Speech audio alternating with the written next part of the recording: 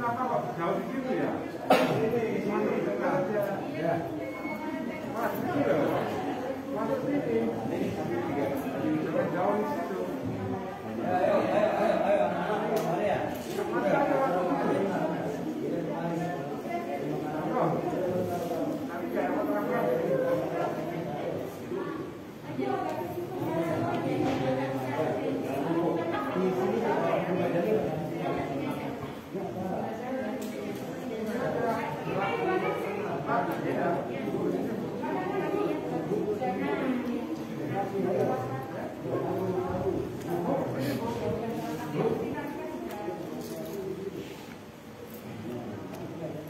Yang di belakang masih pengen makan kok begitu.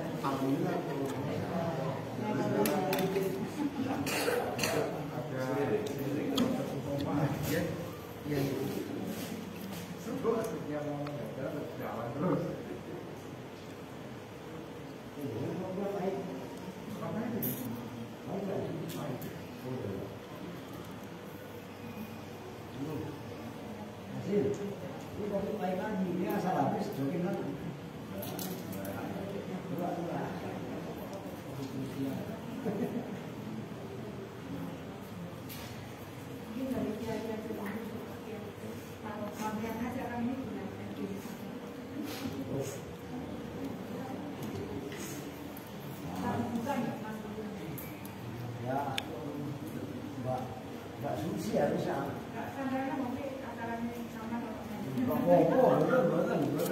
Dengan mawon.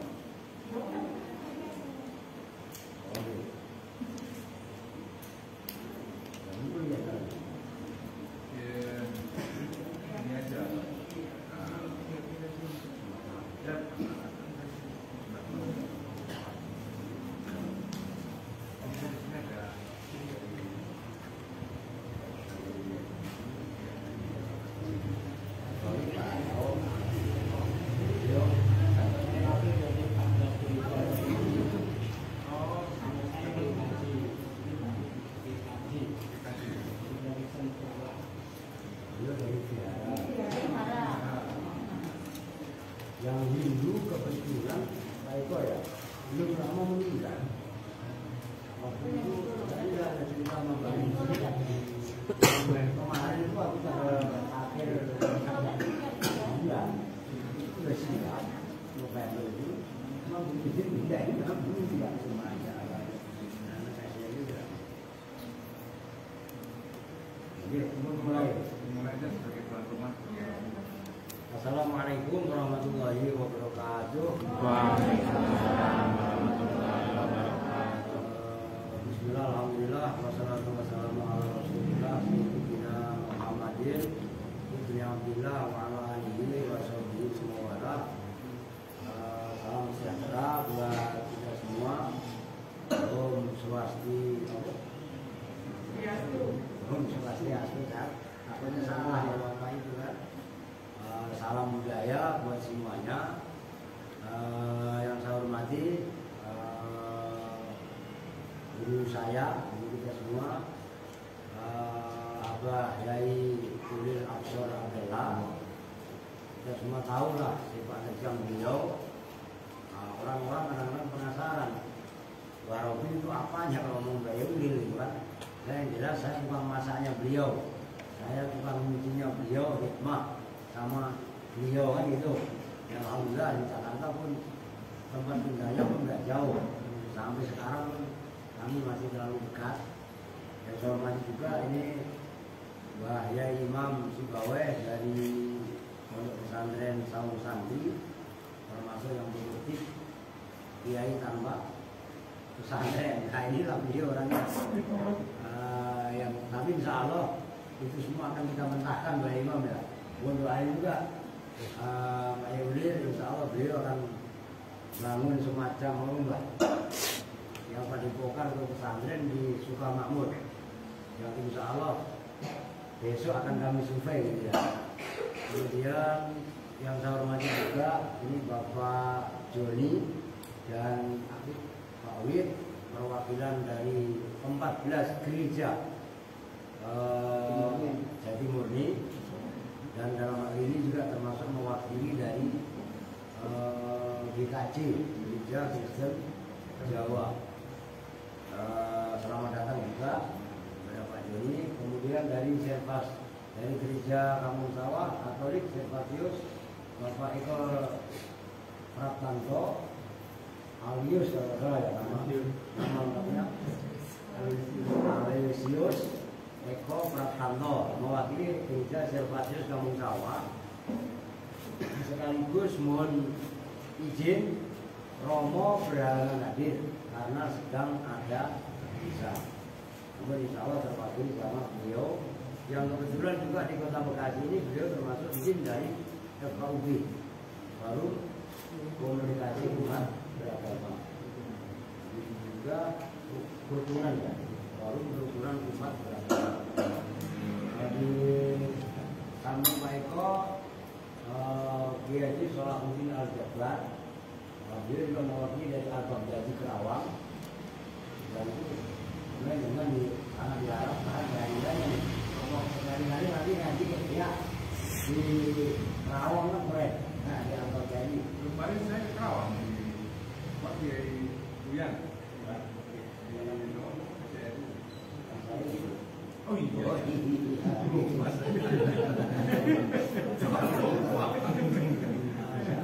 Termasuk beliau Ibu Rahmiati ya. Ariyanti. Ibu Ariyanti sama Ibu Lilawati. Kebetulan dari mewakili Vihara Pondok Gede. Nah, yang sampingnya Mbak Susi yang tidak aneh, tidak asing bagi kita semua, Ibu Admin, Mbak Surya, Mbak Admin. Ini anak-anak semuanya, terutama yang perempuan nanti sungkem sama beliau. Nah, beliau itulah putrinya Gusmus, atau yang ya sebenarnya untuk kita memanggil Gusmus itu malu ya. Beliau itu Kiai Haji Mustafa Bisri ya, nah, yang Kiai Harimati yang terkenal itu. Sebenarnya saya berkeinginan sekali untuk menghadirkan beliau, cuman karena kondisi COVID itu kan ya, jadi insya Allah nanti pada kesempatan yang lain kalau normal insya Allah juga akan dibarokai sama beliau. Cukup putrinya aja lah.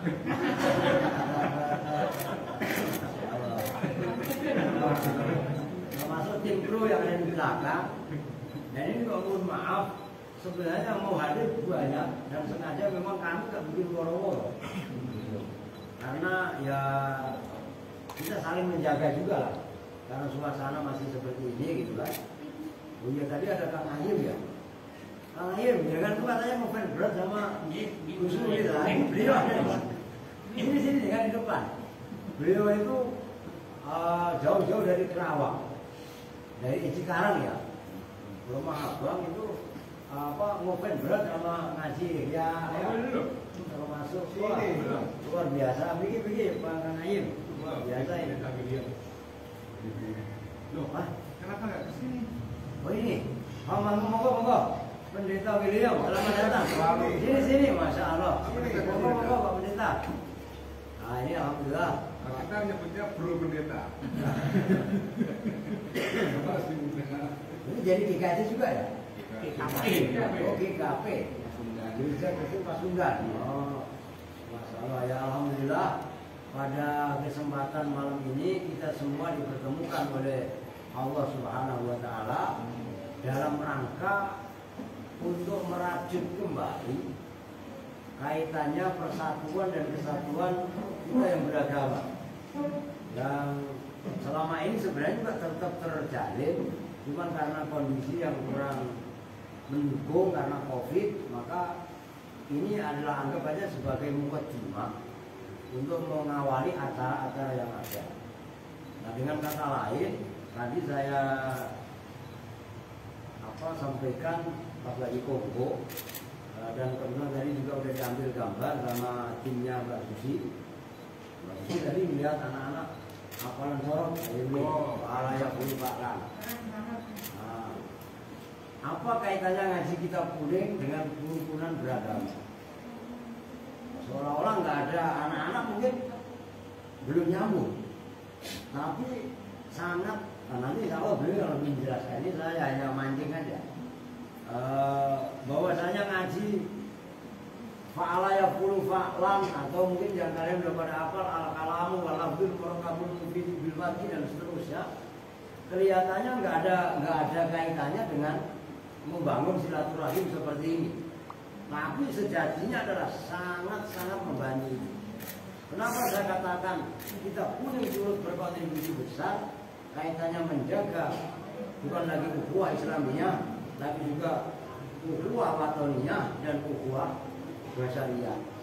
Kebetulan ini bulan Desember, juga bulannya Gus Dur, kan gitu. Biasanya kalau nggak bareng muktamar Pak, kalau setiap tahun ya saya pasti hadir. Bahkan kemarin pandemi COVID, nggak ada yang datang. Cuma ada pas pamres sebagian, saya tetap datang. Saya tahu itu, nggak ada orang. Saya masuk ke dalam. Bahkan saya foto bekas mobilnya Gus Dur, Pak, ini kalau boleh saya ambil mobil Toyota Crown itu. Mau saya sulap dari keren. Pernah ada itu kan? Masya Allah. Oh, bisa saya usahakan. Wah, sangat mau. Barokahnya luar biasa kan gitu. Nah, kaitannya kita kuning dan menjaga kerukunan. Coba bersama-sama kita renungkan, ada nggak pesantren tradisional yang ngaji kitab kuning terlibat dalam orang-orang yang sukanya meneriakkan takbir itu? Yang suka demo, ada apa enggak? Enggak ada. Tapi kemarin yang termasuk ditangkap di Kota Bekasi ini, sahabat dengan DSN kan, itu adalah orang-orang yang seperti itu. Ini di seberang, kampung seberang tol ini, dan saya kenal dia, saya tahu rumahnya. Nah, inilah yang perlu kita garis bawahi ke depan, seluruh catatan juga kita semua, bahwasanya pesantren, kitab kuning dan lain sebagainya itu sangat mengakar ke bawah, yang sangat bisa menaungi bukan hanya kepada kaum muslimin, tapi kepada semua umat beragama. Dan anak-anak santri juga walaupun belum berapa menguasai karena masih belajar, tetap harus bisa belajar semenjak usia dini arti sebuah toleransi yang sebenar-benarnya. Maka kalau saya ngaji kadang-kadang nggak boleh ngantuk. Nyebut toleransi, kalau ngantuk toleransi kan gitu kan. Nah, toleransi. Nah, ini yang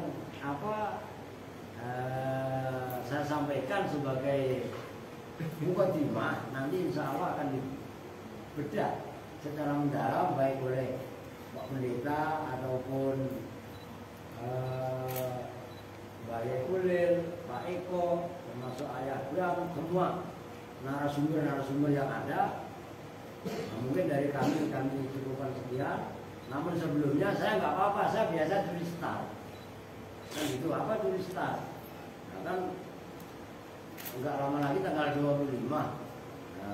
Pada kesempatan ini saya secara pribadi ataupun saya sebagai pengelola Al-Aziz, saya Aziz mengucapkan selamat Natal dan tahun baru. Tulis start.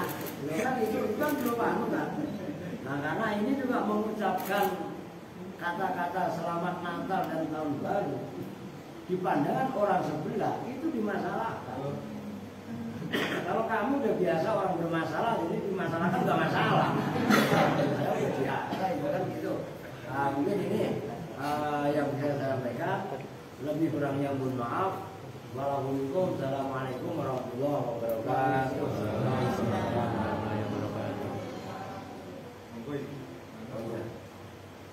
Enggak, Ibu mungkin dari perwakilan. Langsung. Nanti itu aja kayak ngambil. Baik, dalam kesempatan yang berjalan kayak gini, Ini dapat ini nggak apa-apa ya? Ya terserah kalau mau dibiarkan di sini, mau dipanggil juga. sudah. Oke, bapak. Baik, dalam kesempatan yang berjalan kayak gini, kalau kita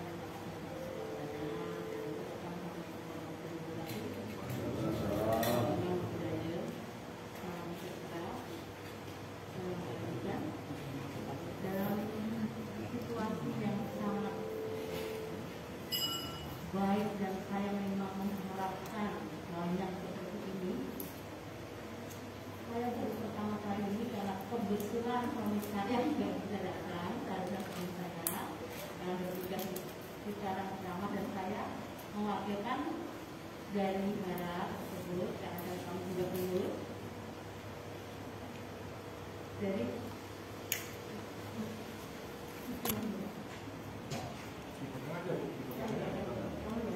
Jadi pertama kali dan sangat mengesankan ini karena juga sebagai umat Buddha yang sangat menjunjung tinggi dan menghormati apa arti dari toleransi itu, dan saya mengharapkan Indonesia ini tetap semangat seperti ini. Kadang-kadang kami sedih dan kami juga prihatin kalau ada sesuatu hal karena perbedaan sedikit dianggapnya banyak, padahal itu saudara sendiri. Terus terang Bapak Ibu, saya di sini orang Jawa. Jadi saya tahu persis dari kecil, saya juga putra atau anak dididik jadi suami Bapak Ibu saya itu guru. Jadi dari kecil juga sudah dididik toleransi. Dalam satu keluarga itu saya ada yang muslim, kakak saya pribadi. Yang pertama namanya Aryo Palgunadi Basuki Mulyono, itu muslim. Itu luar biasa muslimnya. Kemudian saya Buddha. Kemudian adik saya yang nomor 3 Putri Panjasih itu adalah Kristen Protestan. Kemudian adik saya yang paling kecil itu Buddha suaminya, tapi dia Kristen, masih berjalan sampai sekarang, sudah punya anak. Kami ini satu keluarga sudah bermacam-macam, berarti sudah pasti toleransi, saling menghormati di dalam suatu keluarga. Untuk itu apabila ada sesuatu yang kurang kompak di dalam saling menghormati keyakinanmu, agamamu, itu luar biasa sangat sedih. Boleh saja seperti saya belajar agama, semua saya pelajari. Dari Islam, Katolik, Buddha sendiri dan Hindu, kami teman satu kecamatan. Terus terang saya kebetulan ketua kelompok kerja kepala sekolah, saya ketuanya. Kepala sekolah di kecamatan Pondok Mati itu macam-macam. Ada Hindu, Kristen, Protestan, bahkan kalau Islam udah tinggal dikatakan lagi. Istilahnya semuanya banyak umum Kristen, agama Islam. Tapi kerukunan itu di Pondok Melati luar biasa. Di situ ada Maulid kami adakan, ada Isra Mi'raj kami adakan, Natalan kami adakan di Gereja Katolik Kampung Sawah. Kemudian kalau kita ada anjang sana ke Masjid Agung di Banten, kita ikut rame-rame guru-guru ke sana. Jadi toleransi ini kami ajarkan dari dini oleh anak-anak SD, agar kiranya masa depan anak-anak ini sudah ada dasar toleransi yang kuat, agar negara ini juga kuat. Karena apa? Tugas kami juga seorang pendidik. Kemudian bagi agama Buddha itu toleransi sangat nomor 1, karena di dalam agama Buddha Siddhartha Gautama itu mengajarkan bahwa hidup ini adalah universal. Seluruhnya itu ada makhluk yang harus kita hargai, harus kita hormati. Bukan hanya manusia saja, tetapi penjahat pun, binatang pun harus kita juga hormati. Apalagi kita sebagai manusia yang mempunyai akal budi, yang mempunyai pikiran yang cerdas. Jangan mudah diperalat untuk kepentingan pribadi. Secara universal di dalam agama Buddha ada 4 cinta kasih yang disebut Brahma Wihara, Metta, Karunia, Mudita, dan OPK. Metta adalah cinta kasih. Metta bawaan cinta kasih secara meditatif, meditasi agar batin kita selalu ayam tentram, bahagia, dan bijaksana dalam berpikir apapun. Jangan sampai ternoda keburukan-keburukan yang merugikan diri sendiri terutama dan lingkungan kita. Yang diutamakan adalah kerukunan, menghormati. Contohnya misalnya ada yang mau belajar agama Buddha, kita mempersilahkan tapi tidak boleh meninggalkan keyakinannya. Saya juga demikian, saya belajar di agama lain, saya juga tidak tergoyahkan keyakinan kami. Itu salah satu saling hormat, menghormati. Kemudian karunia. Karunia itu simpatis. Simpatis terhadap apapun. Kesusahan, kegembiraan, kebahagiaan, agar kiranya selalu ikut berbahagia. Apabila ada orang berbahagia. Kalau ada sengsara ya kita ikut prihatin. Agar kita ikut merasa sedih, merasa prihatin kesengsaraan orang tersebut. Apalagi manusia. Kita makhluk lain pun juga harus, yang sampai rendah pun juga kita harus hormati. Kemudian mudita. Mudita ini simpati. Simpati kepada semua yang mempunyai kelebihan maupun kekurangan. Tidak ada iri dan dengki, tidak ada keburukan untuk mencemooh, tapi kita selalu memandang baik dan bijaksana dan luhur pada orang-orang di sekitar kita. Jangan sampai berbuat terburuk. Itu akan menderita diri sendiri kehidupan yang akan datang. Yaitu akan kembali ke diri kita apabila kita melakukan keburukan-keburukan. Kemudian yang terakhir yaitu OPK. Itu ada keseimbangan batin.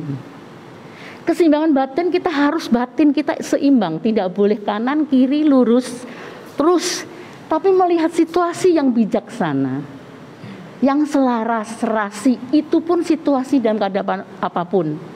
Beda derajat, beda ekonomi, beda agama, beda suku, itu ada sama. Kita saling menghormati. Itu salah satu inti ajaran agama Buddha dari dulu, yaitu harus secara universal seluruhnya agar kitanya saling mengasihi, mencintai, kemudian simpati, kemudian empati juga kepada seluruh makhluk hidup yang ada di dunia. Bukan makhluk manusia saja, makhluk hidup yang ada di dunia, apalagi manusia. Mari kita dukung toleransi ini pada adik-adik yang mungkin masih muda. Kalau saya sudah tua, sudah 60 ke atas, mungkin tinggal seperti ini memberikan wejangan-wejangan. Kemudian sudah pensiun juga, kesempatannya juga sudah tidak banyak. Seperti ini kami diundang dan wakil mungkin sudah karma, loh kata kami, karma baik. Karma baik saya ketemu Bapak, Ibu, saudara-saudara dan adik-adik semua di sini, sehingga saya turut bangga dengan Bapak di sini. Ya, itu saya menitipkan salam pada Bapak-bapak yang berkompeten di sini, yang masih eksis, agar kiranya seperti ini dilanjutkan terus-menerus, supaya tidak terkikis, supaya tidak ada istilahnya saling curiga, saling ini ini kurang baik dan lain sebagainya. Karena satu intinya kita saudara, kita anak manusia yang sama, anak manusia yang tidak harusnya berselisih paham, tapi bisa diselesaikan dengan musyawarah. Itu sementara dari saya, Bapak. Selamat malam. Terima kasih. Terima kasih.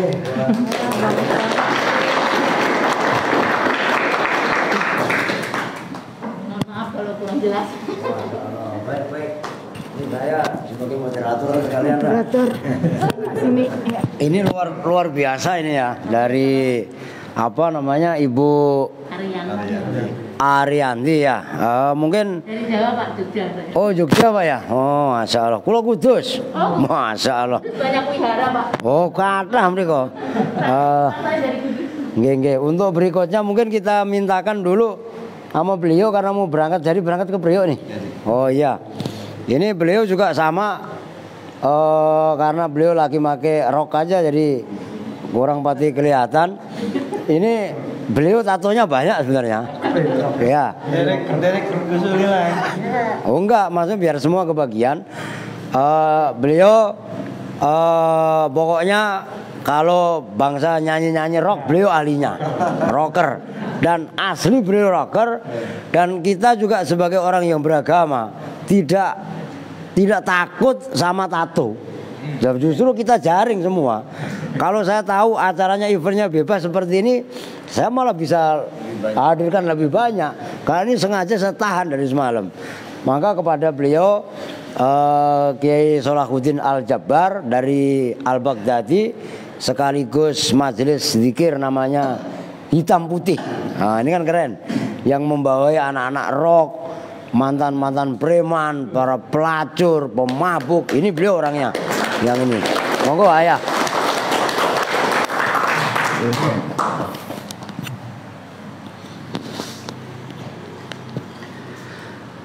Assalamualaikum warahmatullahi wabarakatuh. Salam sejahtera, namo buddhaya, Om Swastiastu.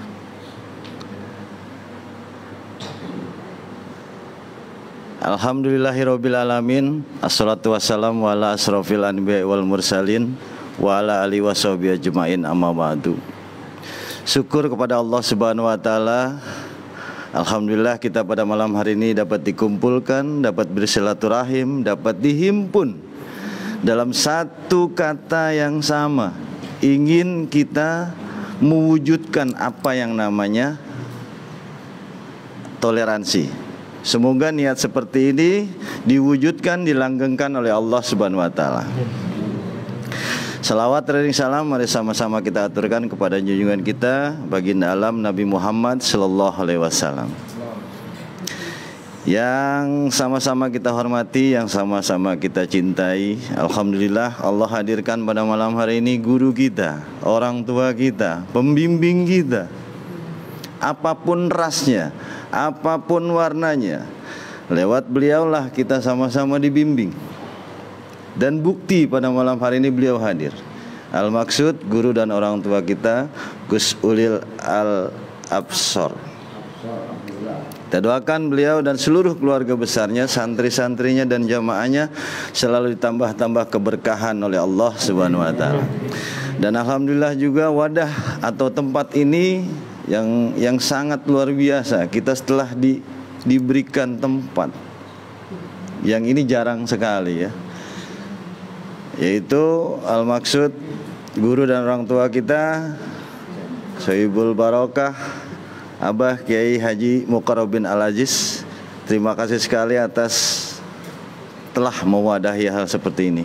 Dan juga dari perwakilan gereja-gereja ada tadi saya dengar Pendeta William, selamat malam, salam sejahtera. Ada dari 14 gereja juga, ada Pak Joni juga. Salam dari kami, sejahtera semuanya. Dari wihara juga, dari Ibu Nyai. Ibu Nyai apa? Iya Ibu Nyai sama Nyi juga. Ya, semuanya berbahagia. Dan tentunya kami memang punya dasar di perjalanan. Artinya warna kami itu memang awalnya memang sudah bercorak-corak lah. Enggak karena badan saya yang bercorak-corak juga. Karena memang kami berangkat dari jalan sehingga menemukan satu hal tentang hati dan kebaikan. Di sana kami banyak sekali berjumpa, baik yang Nasrani, Buddha, Hindu, Tionghoa, Konghucu, saya temukan. Dan mereka, mohon maaf, daerah Bekasi itu ngadunya ke saya. Ngadunya ke saya. Ya tentang mereka yang berbeda pendapat, mereka yang semata-mata mungkin ya, mohon maaf, ingin dilindungi. Sebab teman-teman saya itu preman semua masalahnya. Jadi enak mereka dekat dengan kami itu merasa dilindungi gitu. Ini mohon maaf ya, bukannya mau sombong gitu, tapi ya itulah kenyataannya. Namun demikian, kami tidak lantas mengeluarkan rasa yang arogan, tidak sama sekali. Sebab kami diajarkan untuk selalu mobile. Siapa yang mengadu kita wadahi, bukan berarti kita menangkan. Nah, untuk itu seperti yang tadi Bu Ariyanti bilang, jangan sampai lagi lah ada perbedaan. Ini sangat luar biasa sekali malam hari ini. Patut disyukuri. Semoga hal seperti ini bisa tambah besar lagi. Saya waktu hadir di gereja Kampung Sawah juga, bahagia sekali saya. Iya, sangat bahagia bisa sampai ke sana, ketemu sama beliau juga. Bahwa hal seperti ini telah diwadahi oleh Yai Muqarrabin. Ayo terus, kapan saja, kalau bisa mohon maaf, saya berharap ada regenerasi. Sebab itu lebih penting. Kalau cuma yang atas-atas saja itu buat apa gitu loh. Kita lagi. Misalnya dari Ibu Ariyanti bawa 2 orang, 3 orang. Misalnya dari Bapak ini bawa 2 orang, 3 orang, agar kita itu begitu kita ngasih pemberitahuan tentang hal seperti ini, mereka tahu sendiri pada akhirnya. Oh, betapa pentingnya kita sama-sama. Bahwasanya lintas itu penting. Enggak semata-mata kita harus baik, makan sama-sama, enggak semata-mata itu. Tapi bagaimana kita bisa membangun kepada hal-hal yang lebih baik lagi. Saya yakin itu bisa diterima oleh semua umat, ya kan? Enggak lantas bikin masjid aja, atau gereja saja, atau wihara saja, atau kelenteng saja. Tidak seperti itu. Tapi ayo, mohon maaf, saya siap sedia kemana saja. Kami siap sedia kemana saja. Di mana pembuatan tempat-tempat majelis, kami siap kemana saja. Bahkan di Lampung saya ikut bikin gereja juga gitu di Lampung. Di Padang begitu juga. Lintas orang-orang Padang itu kan banyak juga yang Nasrani ya. Itu kami wadahi di situ. Ya alhamdulillah. Nah, mudah-mudahan tempat seperti ini, alhamdulillah juga ada orang tua kita, guru kita Mbah Hulil di sini. Semoga hal seperti ini biar tambah besar saja. Ada regenerasi nanti, saya harapkan bisa semuanya tahu. Enggak sebatas orang-orang tua, enggak sebatas orang-orang yang kayak kita saja. Tapi lebih daripada itu, semuanya tahu, semuanya memahami, semuanya mengerti. Baik dari pihak gereja, dari pihak wihara, dari pihak mana saja, agama-agama yang ada. Itu lebih baik saya rasa. Nggih, ya. Iya. Jadi enggak ini loh, rahmatan lil alamin itu yang ini sebetulnya. Enggak melulu agama gue paling bener gitu. Agama gue bener, agama gue paling baik. Enggak itu yang kita harapkan. Tapi bagaimana yang namanya rahmatan lil alamin itu kita saling rangkul. Ya monggo, kamu yang Islam, kamu yang Kristen, kamu yang Buddha, monggo sudah. Bawa agama masing-masing. Demikian dari saya, mohon maaf kelancangan saya berbicara. Semata-mata saya senang seperti ini, makanya saya hadir. Gitu loh, senang banget. Begitu, mohon maaf atas segala kekurangan, dari saya lah kekurangan itu. Ihdinas siratal mustaqim, billahi taufiq wal hidayah, wa ankum minkum. Wassalamualaikum warahmatullahi wabarakatuh. Namo Buddhaya.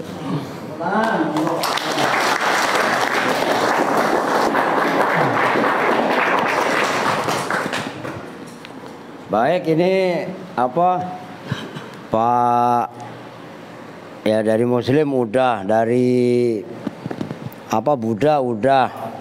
Kalau Pak Eko datangnya karena belakangan, jadi saya minta yang duluan. Kan gitu. Ini bagaimana Pak Joni ini yang mewakili 14 gereja yang ada. Beliau adalah mewakili dari GKJ ya. Perasaan asal dikit-dikit beda ribut. Perasaan yang damai itu cuma beda kelamin aja Pak Joni. Iya kan?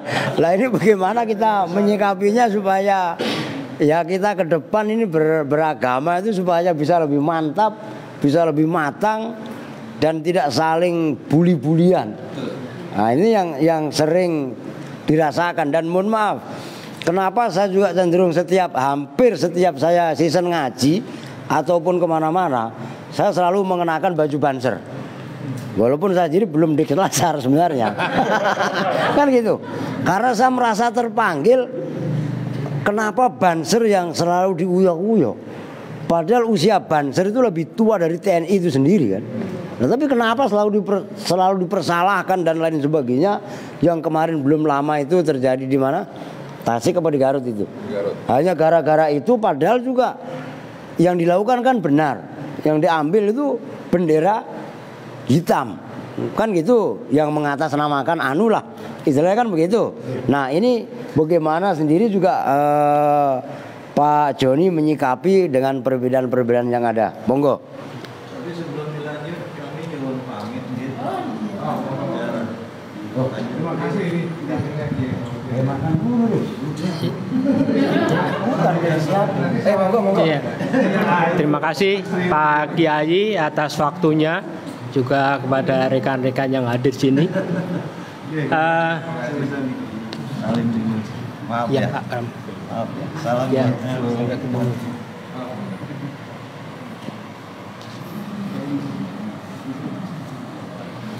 Ya, kami di satu kelurahan Jatimurni itu ada 14 gereja. Itu sebagai gereja pendatang lah ya. Dan kami sepakat membentuk forum komunikasi yang namanya Forum Komunikasi Gereja-Gereja Jatimurni. Kebetulan saya sebagai motornya, sebagai sekretaris, sudah berjalan kurang lebih 3 menjelang 4 tahun ini. Kami memang bersepakat untuk masuk ke dalam pergaulan yang bersama-sama mendukung kebersamaan ini. Jadi kami tidak eksklusif, walaupun kami ada berbeda denominasi, ya ada yang dari GKI, ada yang dari Betel, yang ada GKJ, dari Betani dan lain-lain. Tapi kami bersepakat untuk bisa bersama-sama masuk dalam kebersamaan dalam wilayah Kampung Sawah. Yang terakhir memang digaungkan untuk menjadi Kampung Sawah, Kampung Pancasila. Ini kami senang sekali bahwa Kampung Sawah itu nanti juga sudah dikenal di seluruh dunia juga, karena sudah pernah diadakan pertemuan dari 19 negara dari gereja-gereja, yaitu ya untuk bersama-sama melihat bahwa di Kampung Sawah terutama ini kondisinya sangat toleran. Jadi kami dari gereja-gereja pendatang, istilahnya 14 gereja ini ikut bersama-sama nyengkuyung bahasa Jawa ya, gotong royong untuk bersama-sama mewujudkan kebersamaan dalam bertoleransi. Jadi pertemuan pada malam hari ini kami sangat senang bahwa ini bisa terwujud dan bisa ditularkan kepada generasi yang muda. Nanti kita sendiri, Pak Kiai dan yang lain-lain, kita terbatas umurnya. Tetapi bahwa ini pondok pesantren, ada gereja, ada wihara, semua itu akan berlanjut kehidupannya. Makanya kita harus juga memberikan atau regenerasi kepada anak-anak kita untuk terus kita galang persatuan ini. Demikian yang bisa kami sampaikan, Pak Kiai. Semoga bisa menambah wawasan kita bersama. Terima kasih. Ya, monggo.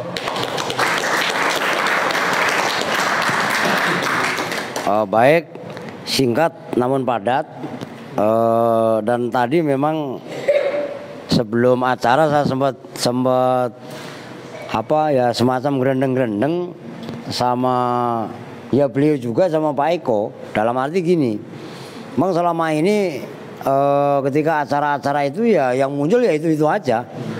Tapi yang muda nggak pernah dilibatkan. Ini sebenarnya masalah. Kalau kita ini hanya tinggal, kalau lagunya Krisdayanti itu ya menghitung hari lah. Lah iya kan? Tapi kan bagaimana kita memikirkan menghitung tahun lah. Menghitung tahun ya iyalah. pengennya kita ya panjang umur lah. Dalam arti kalau enggak dari awal kita kader generasi kita, dalam arti estafet bagaimana bicara masalah pluralisme, bagaimana bicara masalah toleransi, bagaimana bicara dialog lintas iman, lintas agama. Bahkan dulu saya sempat ngobrol-ngobrol sama Pak Eko, termasuk sama teman-teman dari Servas, Kampung Sawah dan sekitarnya, dalam arti Rawobogo ini kan termasuk nggak jauh dari itu. Itu ibaratnya adalah bom waktu. Kalau nggak kita lobangin dikit-dikit, dalam arti cara melobanginya adalah dengan silaturahmi gini, maka sewaktu-waktu akan menjadi letupan besar. Tahu banyak sekarang umpamanya kayak Gunung Semeru. Yang ini kan bom waktu kan. Kenapa? Karena selama ini ditahan terus. Tapi kalau udah seperti Gunung Merapi dikit-dikit keluar, kan gitu. Nah begitu terjadi hantaman kan nggak seberapa parah. Nah ini yang perlu kita antisipasi dari sekarang. Jangan sampai keberadaan Kampung Sawah ngembet ke Jatimurni. Ini kan ada berapa gereja, berapa masjid, berapa musola, yang mana kadang-kadang di arus bawah ini terjadi gesekan-gesekan kan begitu. Nah, untuk meredam itu coba kita mintakan kepada Mbah Yai Imam. Nah, beliau kan termasuk sebagai patok bumi lah, atau mungkin ya semacam begitulah. Kaitannya bagaimana meredam itu semua, teknik-tekniknya macam apa, mungkin beliau akan memberi pencerahan kepada kita. Oh iya, nanti beliau gongnya. Monggo Pak Yai.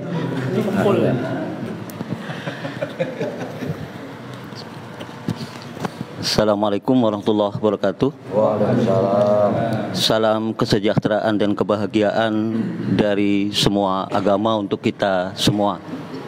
Harusnya yang giliran tuh Bro Pendeta dulu harusnya. Jadi kita tahu beliau paling muda di sini loh. Saya sebentar lagi juga 50 tahun loh, ya. Jadi beliau paling muda gitu. Tapi apapun ya. Sebenarnya saya nggak tahu ada acara ini karena urusannya lain sebenarnya. Luar biasa cara jebaknya. Tapi ada beberapa pengalaman ya. Memang salah satu yang jelek dari diri saya adalah paling senang menyembunyikan apapun yang menjadi aktivitas dan kegiatan ya, kecuali yang terlanjur tampak. Seperti menulis buku atau menulis novel itu kan terlanjur tapak karena memang harus diiklankan ya. Tapi yang lain-lainnya memang mudah-mudahan akan tetap terjaga, rapat, tersimpan ya, kecuali terpaksa bocor. Tapi satu hal yang saya ingat dari dialog-dialog tentang toleransi dan bagaimana kita membangun keselarasan, kesepahaman dalam hidup yang berbeda iman, itu saya ingat satu kalimat yang mungkin nanti Gus Yai Ulil yang bisa menjelaskan, tapi saya terkesan dengan kalimat itu walaupun awalnya seperti potongan dari sebuah hadis ya, yang mutawatir tentunya. Innamal a'malu binniyat. Semua perbuatan itu mesti ada niatnya. Illal hub, kecuali cinta, bi af'alin. Cinta itu nggak butuh ucapan, nggak butuh niat, dia hanya butuh tindakan, butuh perbuatan, butuh perilaku, dan butuh bukti nyata. Yang sering terjadi adalah kecintaan kita melampaui semangat agama kita. Itu yang saya rasakan ya. Aduh, gimana ya? Jadi sebenarnya saya memang di luar itu mengasuh anak ya. Saya ambil dari jalanan dan lain sebagainya. Dan di antaranya mohon maaf, ada yang beragama Kristen, ya, walaupun simpatik ya, ada ya simpatik ya. Jadi saya mempelajari Lukas, Matius dan lain sebagainya. Kepada anak yang saya asuh itu, saya minta dia untuk memahami Injilnya dengan baik. Semua itu karena memang ketika saya di Jogja, saya sekolah di MAPK, MAN 1 Yogyakarta, tahun 92 sampai 93, 92 lah ya. Dan saya memang sempat bersentuhan dengan almarhum Romo Mangunwijaya. Jadi iya, saya memang suka nyelonong-nyelonong begitu ya. Jadi saya melihat beliau itu, yang saya lihat dari beliau itu ya cuma cinta. Dan cinta itu nggak pakai kata-kata. Cinta itu butuh bukti nyata gitu. Ya, sekarang kalau kita ibaratnya begini, mengatakan cinta pada seseorang tapi buktinya nyata tidak ada, itu cinta bukan. Maka ketika saya menemukan kata-kata itu, saya tersadar bahwa yang mulai kering dari kita adalah cinta. Innamal a'malu biniat. Kita mau membangun toleransi butuh niat loh ya. Kalau nggak ada niat, yang ada hanya prasangka buruk. Kita mau membangun kesepahaman antar lintas agama, lintas budaya, apalagi sekarang semuanya sudah serba berbau politik. Itu susah. Kenapa? Kalau tidak datang dari cinta. Karena cinta itu nggak pakai nawaitu. Orang jatuh cinta pakai nawaitu enggak? Enggak. Jadi kalau kita makin mencintai agama kita, yang akan terjadi, kita akan mengerti dan memahami bagaimana cintanya orang lain pada agamanya. Kalau kita mencintai istri kita, kita akan mengerti bagaimana rasanya orang lain mencintai istrinya. Jangan ganggu istri orang. Laras sih. Hormati wilayah. Itu yang aduh, kenapa dari sekian tahun saya harus terpaksa ngomong. Saya sebenarnya puasa ngomong nih ya, udah berapa tahun ini. Karena itu saya mengobati puasa ngomong saya dengan bikin status. Nih Kang Hamzah Sahal kok nggak di sini ya? Kalau ada tak lemparin ke beliau. Aduh, Kang Hamzah, apes. Jadi itu. Jadi yang saya rasakan begini. Ketika saya berinteraksi dengan anak asuh saya yang saya temukan di jalanan dan kebetulan berbeda agama, lucunya itu ketika anak ini bermasalah di jalanan, keluarganya tidak peduli. Tapi begitu ditolong, lain agama, hati-hati nak gitu. Mestinya hati-hati naknya ketika anak itu sudah keluyuran di jalanan gitu. Akhirnya saya harus datang ke rumah orang tuanya, menyampaikan bahwa anak ini hanya butuh orang tuanya, tidak butuh agama lain. Ya. Ini kerja-kerja yang sulit loh. Kerja-kerja yang tentu dalam tanda kutip melahirkan prasangka buruk. Tanpa cinta prasangka buruk lah yang akan terjadi. Ya. Kalau sudah cinta saya sama Pak Joni, sama Pak Wade, sama Bro William kan gitu ya. Asik-asik aja. Mungkin di jalanan, hai bro, gitu kan ya. Kita urus dapur masing-masing, tapi kalau lagi ada selamatan kita, ayo yuk masak bareng-bareng, yuk kan asik ya. Jadi kita itu kadang-kadang membangun teori-teori yang terlalu tinggi tentang toleransi, tapi mentah dalam prakteknya karena cintanya belum utuh. Atau kalau bahasa yang sekarang dikeluhkan itu gini, dalam problematika sosial, budaya, bahkan sampai agama, lucunya yang berantem siapa, yang disuruh bikin ikrar damai siapa? Ya orang tua-tua kita ini yang suruh ikrar damai, yang berantem anak muda kemarin. Coba kita selidiki baik-baik. Berantem ormas, berantem apa itu? Yang damai, tokoh-tokoh seperti kita Pak, damai ya. Tapi anak-anak muda kan darahnya beda. Mereka butuh sentuhan cinta. Mereka butuh dipertemukan. Mereka butuh biar saling naksir satu sama lain gitu loh. Gejolaknya beda dengan kita. Kira-kira itu saja. Saya kok deg-deg ya, karena di sini ada guru saya, Gus Syaikhulill Absor Abdallah. Itu nanti saya diduko sama. Jadi itu pengalaman saya pribadi. Jadi kalau soal berinteraksi memang sudah terbiasa karena dari Jogja itu kan dulu toleransinya bagus banget ya. Sekarang bagaimana Ibu rasakan? Luar biasa, jauh ya Bu ya, jauh ya. Dikit-dikit sen gitu loh. Dulu kita dulu kalem gitu. Dulu kita itu, saya main ke gereja aja diterima dengan luar biasanya ya. Satu penyakit saya yang paling jelek itu ya, kalau piknik kemanapun, yang saya cari bukan masjid pertama kali, vihara dan kelenteng. Karena kebetulan kalau dari garis nenek saya mualaf Cina. Jadi kecintaan saya pada yang berbau itu tinggi sekali. Makanya di saung santri itu ada lampion. Nah, dan warna saung juga warnanya merah, apa kata orang, merah vihara, merah kelenteng ya gitu. Jadi kayak gitu kan soal kecintaan. Dan soal kecintaan itu nggak ada mazhab. Ada cinta mazhab? Nggak ada, cinta nggak bermazhab. Jadi kita itu bahkan janganlah bicara tentang eksternal agama di antara toleransi di antara umat beragama. Intern aja susahnya bukan main. Pertanyaannya di mana cinta kita terhadap Tuhan kita. Kalau kita mencintai Tuhan dengan benar, maka kita akan mencintai ciptaan Tuhan pula dengan benar. Kira-kira itu. Saya tidak punya taktik, strategi, bagaimana dan sebagainya. Yang punya semua itu tentunya Gus Yai Ulil Absor Abdallah. Beliau pakarnya, beliau tahu semuanya, beliau pengalamannya lebih banyak dari saya pribadi. Kira-kira itu, Yi. Matur nuwun, tepuk tangan buat Bapak Imam. Baik, Bekasi ini memang termasuk unik. Negara lain ini kan? Oh iya, ini Planet. dalam arti terutama kaitannya kampung sawah ya. Kalau kita bicara itu, mungkin kalau di Italia itu negara, maka Vatikan itu adalah negara di dalam negara.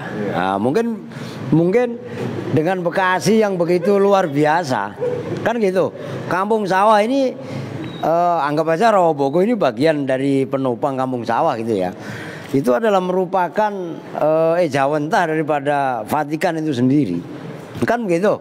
Jadi ini termasuk yang antik sekali. Maka coba kita tanyakan kepada yang lebih tahu tentang kampung sawah, yaitu Pendeta William ya.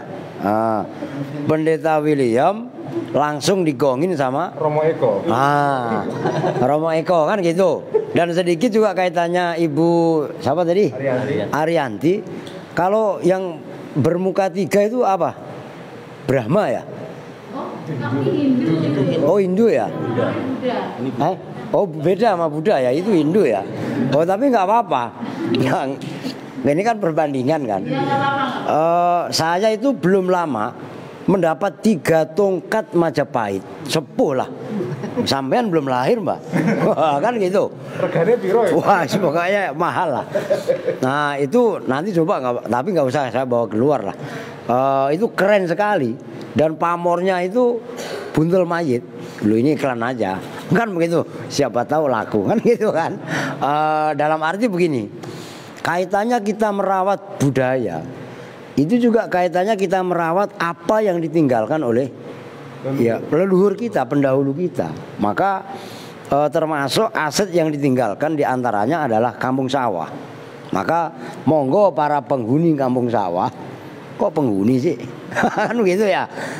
Pak Mas Pendeta Mas Bro ya William, kami persilakan dilanjut dengan Pak Eko. Monggo. Luar biasa. Iya. Assalamualaikum warahmatullahi wabarakatuh. Salam sejahtera untuk kita sekalian. Om Swastiastu, Namo Buddhaya, salam kebajikan. Pertama-tama tentu saya bersyukur ya bisa hadir. Karena memang momen ngeriung begini tuh sudah lama.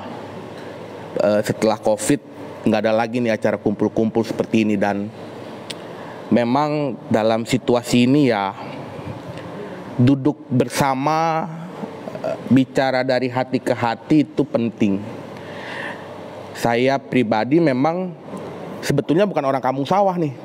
Saya sendiri memang pendatang yang memang ditugaskan kebetulan di GKP Kampung Sawah, rumah ibadah yang memang dalam catatan sejarah ya tertua begitu ya. Sudah 147 tahun. Saya sendiri memang latar belakang ini kalau orang bilang double minoritas nih.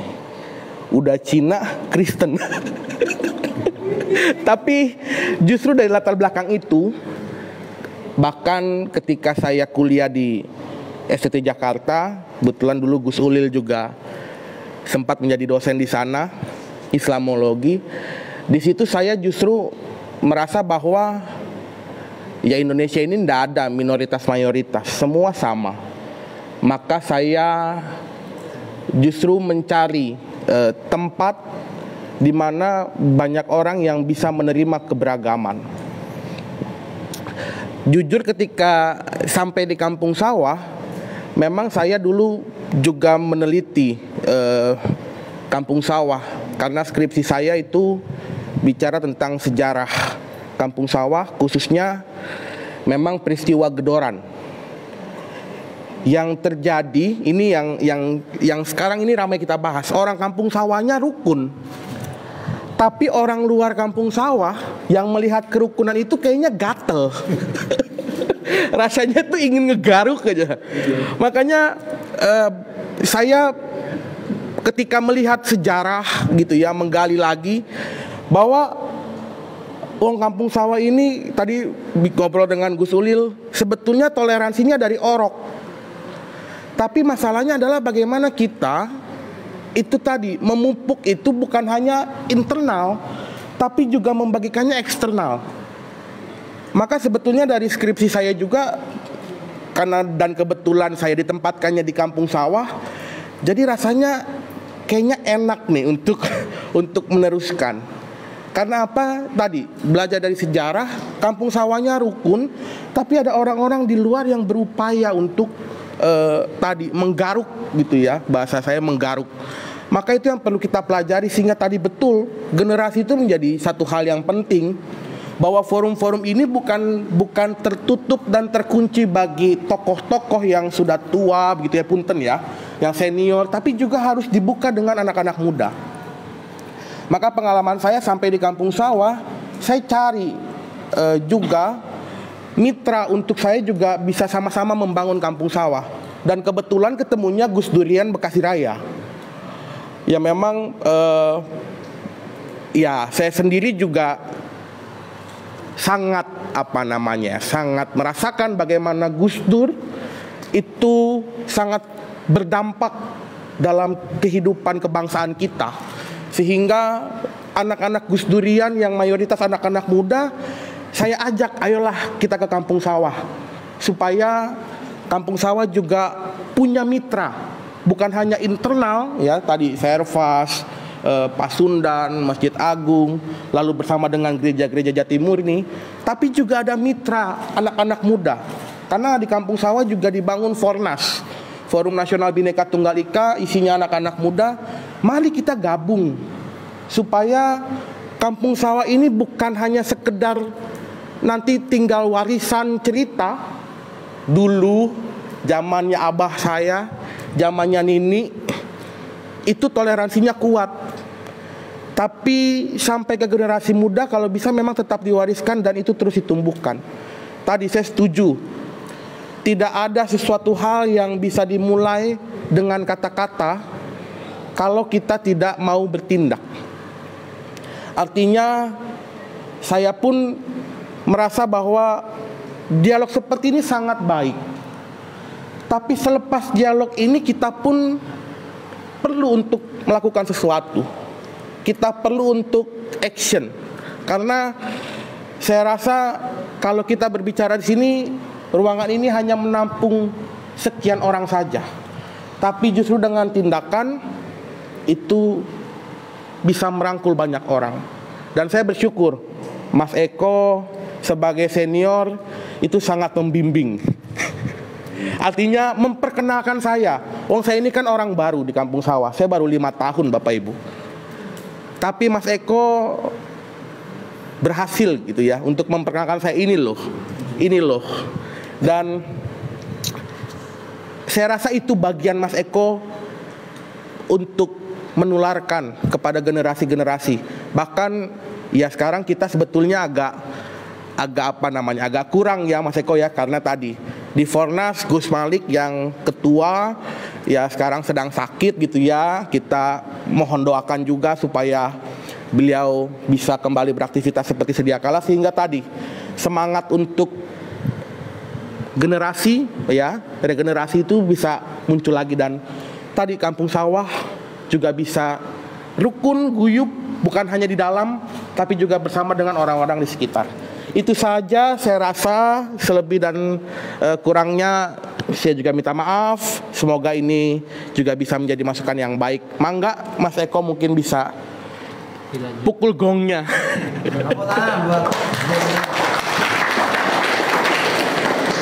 Oke, langsung Pak Eko, monggo.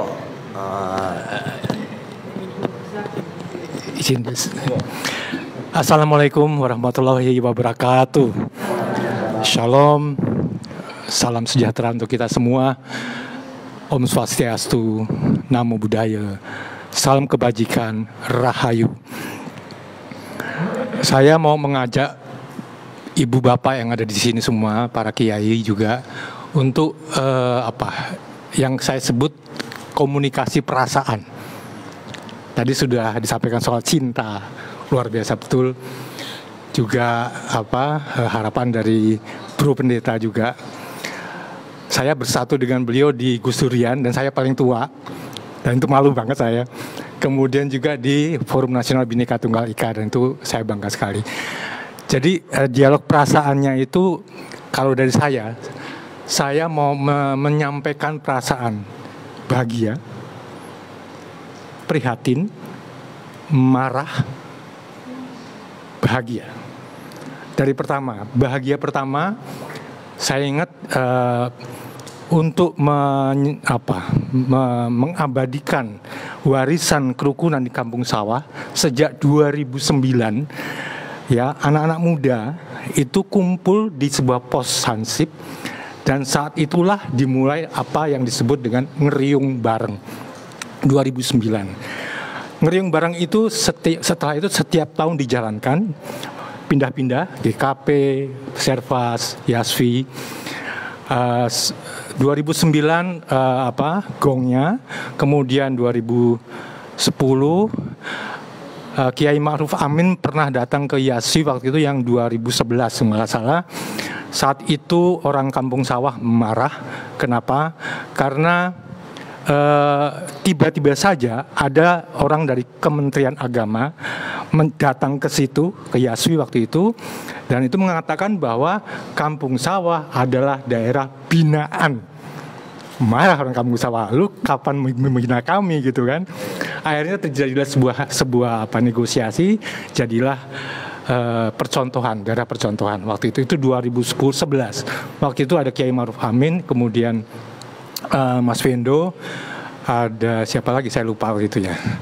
Itu untuk mewakili perasaan bahagia. Ya, Gus Nuril. Oh ya, Gus Nuril betul. Dan sejak saat itu setiap angkatan ngeriung bareng itu selalu menghasilkan sesuatu. Ya, salah satunya dulu adalah SKS, Suara Kampung Sawah. Itu ada radio komunitas, kemudian ada koran terbit bulanan. Ya, terbit bulanan cuma 4 halaman hitam putih, tapi terbit menjadi 8 halaman berwarna ketika pas kampanye, karena ada duit masuk dari para caleg. Ya, jadi itu sempat itu. Kemudian ada juga website, tapi itu nggak bertahan lama karena studio SKS yang merupakan pinjaman dari seorang yang punya rumah kontrakan. Rumah kontrakan tersebut akhirnya mau dipakai untuk dikontrakan. Ya, akhirnya kami harus cari tempat, dapat tempat di atas Puri Gading, digusur. Ya, digusur kenapa? Karena mau ada perluasan dari sebuah kompleks di sebelah barat Puri Gading. Itu mewakili perasaan bahagia. Kemudian ada perasaan marah. Marah adalah ketika saya mencoba mengumpulkan teman-teman anak muda Katolik untuk bergabung dengan teman-teman Ansor di Bekasi hanya untuk menyebarkan benih lele. Hanya ada satu orang Katolik, pemuda Katolik. Beberapa lagi ada dari Konghucu, dari Buddha segala macam. Dan itu saya marah betul. Itu untuk mewakili perasaan marah. Kemudian prihatin. Saya pernah hadir di itu hampir ke Cibarusa. Saya diundang oleh teman-teman Ansor di Kabupaten Bekasi untuk ke sana untuk menghadiri ceramah Gus Nuril. Ya, Gus Nuril waktu itu saya mendengar dengan kepala sendiri, dengan mata kepala sendiri, dengan indera saya, Gus Nuril itu guyon. Ya, guyon, saya lupa guyonnya apa, tapi yang jelas menampilkan FPI. Hanya berapa jam setelah itu muncullah satu berita yang mengatakan Gus Nuril menantang FPI. Saya prihatin betul, loh kok bisa ya gitu. Ya bisa medsos itu bisa memutarbalikkan fakta. Ya, di situ kita harus berhati-hati. Maka saya merasa penting komunikasi perasaan ini, karena banyak orang yang tidak tersampaikan perasaannya sehingga dia menyampaikan sesuatu hasil dari kumpulan perasaan yang akhirnya menjadi perasaan negatif. Itu saya pikir karena mungkin tidak banyak kesempatan buat entah individu atau kelompok untuk menyampaikan perasaannya, entah itu perasaan bahagia, entah itu perasaan yang negatif-negatif gitu. Itu mewakili perasaan prihatin. Kemudian apa tadi saya bilang, bahagia. Yang berikutnya lagi, ketika sekitar 3 tahun lalu 2 tahun lalu, di sini ya di Al Aziz itu di launching apa yang namanya ngopi bareng propos, ya ngopi bareng propos. Dan disitulah saya merasa bahagia betul karena rencananya ngopi bareng ini akan masuk dari satu kecamatan ke kecamatan lain dengan syarat kalau kita bicara di kecamatan A, di kecamatan tersebut sudah ada kelompok lintas agama, entah itu komunitas atau apapun, entah itu komunitas olahraga atau apa gitu kan, tapi diadakan hal itu baru kita ke sana. Waktu itu Gus Nuril yang membuka itu dan selalu Gus Nuril hadir di beberapa. Kita sudah menjangkau 3 kecamatan. Saat saya bertugas di FKUB, saya melihat di kecamatan Rawalumbu, ya di salah satu kelurahan di sana ada potensi membuat semacam kampung sawah kedua. Di sana ada komunitas Buddhis, ya komunitas Buddhis di Rawalumbu yang kawin-menghawin dengan penghayat. Ketua RW-nya salah satu di sana penghayat, ya. Maka waktu itu dalam kaitan meminta izin untuk IMB satu gereja Katolik di sana, dan itu betapa di sana cair sekali ya dalam hal toleransi. Saya berpikir begini, artinya ini kita tidak cukup bicara soal toleransi, kita tidak cukup hanya berbangga dengan apa yang ada di kampung sawah, ya, tapi dari kenyataannya tidak mudah untuk menjaga kerukunan ini. Yang disebut tadi memang benar sudah bawaan orok, ya sudah bawaan orok, ya. Digaruk dari sana sini dan itu secara rutin itu sudah berlangsung sudah sejak lama. Maka saya pikir akan sangat ya seyogyanya ngopi bareng propos itu nanti dilanjutkan. Ya, kita datang ke satu kecamatan, ada 12 kecamatan di Kota Bekasi. Ya, dulu rencananya terakhir itu kalau nggak salah mau ke Bekasi Utara. Ya, tapi gagal, tapi setelah itu ada Covid. Ya, kalau bayangkan kalau itu terjadi, kita bisa mengekspor ya kerukunan itu di Kota Bekasi yang baru 3 tahun lalu meraih urutan ke-6 kota toleran setelah 2 tahun sebelumnya kota nomor 3 intoleran. Ya, itu dalam 2 tahun berubah ya, dan kita patut berbangga untuk itu. Dan itu juga dari Pemda segala macam juga kerjasama dengan warga segala macam, sehingga kita Bekasi pernah menjadi kota nomor 6 toleran. Kemarin, yang tahun kemarin dari Setara itu turun di urutan 10 karena tentunya kota-kota lain punya nilai yang lebih tinggi dari Kota Bekasi. Itu saja sudah cukup membanggakan, tapi makanya jangan berhenti di situ. Dan saya setuju juga bahwa regenerasi termasuk ini yang tadi yang membuat saya menyampaikan perasaan marah tadi, ya itu saya sekarang sudah punya 10 kader pemuda, ya, dan itu nanti akan saya pasrahkan ke ngopi bareng ini kalau ini berlanjut, dan saya berharap ini akan berlanjut supaya mimpi kita menyapu Kota Bekasi ya betul-betul nyata memang akan jadi kota yang toleran. Itu saya pikir jadi warisan kerukunan di Kampung Sawah ini patut kita ekspor juga ke Kota Bekasi dulu. Kalau Gus Nuril dulu pesannya waktu di Gereja Kristen Jawa, pesan Bekasi aja dulu Mas gitu loh. Ya Bekasi aja dulu, nggak usah ke kabupaten, kota saja. Dan saya cukup, terima kasih.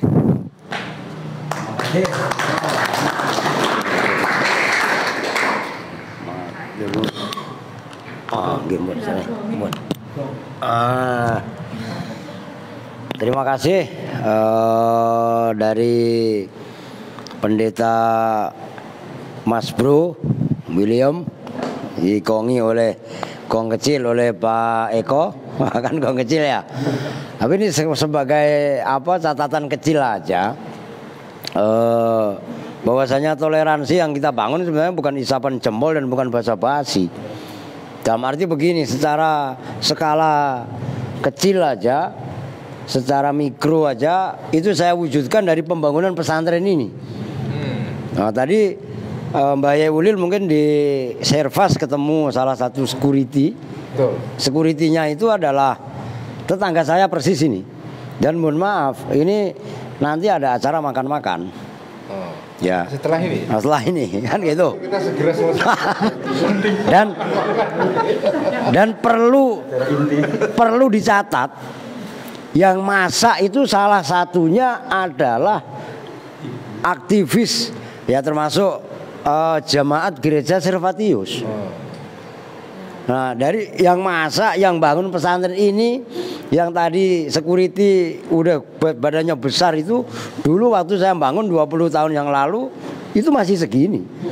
Nah sekarang itu kami membangun ibaratnya toleransi itu bukan semata-mata berpijak dari telur asin tadi, tapi memang dalam kehidupan yang nyata, termasuk Lebaran haji ini yang kedua Pak Eko.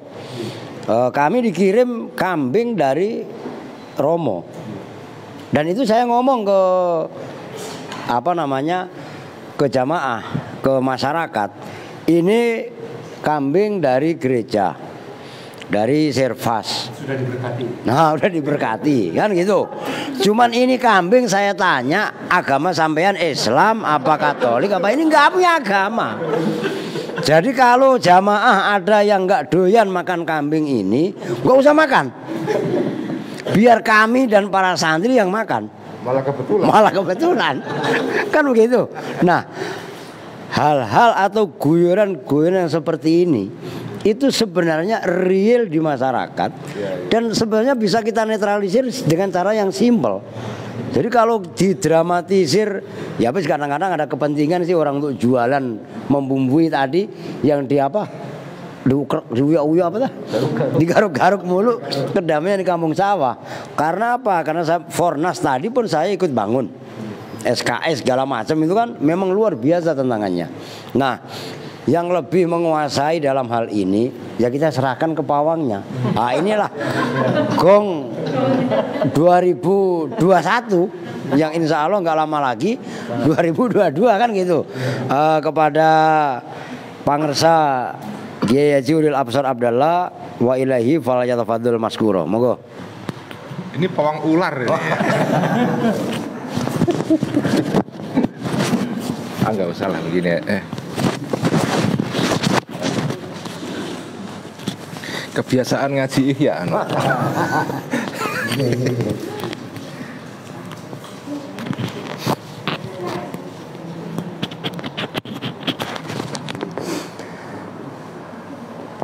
Assalamualaikum warahmatullahi wabarakatuh. Selamat malam, salam sejahtera semua. Shalom kepada Mas Eko dan Pendeta William. Om Swastiastu, Namo Buddhaya, salam sejahtera dan rahayu untuk kita semua. Pertama-tama saya mengucapkan terima kasih dan penghormatan yang sebesar-besarnya kepada Kiai Muqarrabin Al-Aziz yang menuan rumai acara pada malam hari ini, yang sebetulnya acara intinya adalah makan-makan. Jadi ini sebetulnya percakapan ini untuk membuat kita lapar dulu supaya makannya itu makin enak ya. Jadi saya sungguh merasa bahagia sekali dan kagum ya kepada Kiai Muqarrabin ini. Seperti tadi dikatakan oleh siapa tadi, Mas Eko atau Ibu Arianti tadi, selama ini orang-orang ketika berbicara mengenai toleransi dan keragaman itu lebih baik atau lebih sering berupa jargon atau ya slogan dan upacara-upacara kerukunan ya, kan ada kan upacara kerukunan itu. Upacara-upacara kerukunan itu seringkali hanya merupakan display saja, tontonan yang pemeran-pemerannya adalah tokoh-tokoh agama yang kebetulan mereka ini ya memang tokoh ya tentu saja di depan karena mereka tokoh ya.